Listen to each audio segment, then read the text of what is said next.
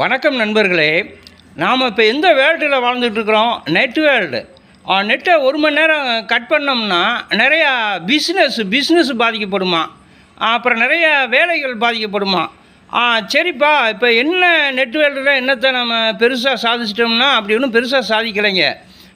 பழைய காலத்தில் செல்ஃபோன் தொடர்பு இதெல்லாம் கிடையாது. நல்ல வேலைகள் நல்லா நடந்தது. இப்போ வேலை தான் கெட்டு போகுது.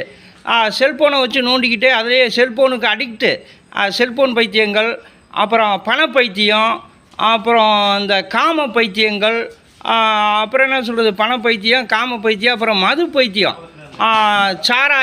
சாராயம் குடிக்கிறது ஒரு ஸ்டைல் ஆயிடுச்சு.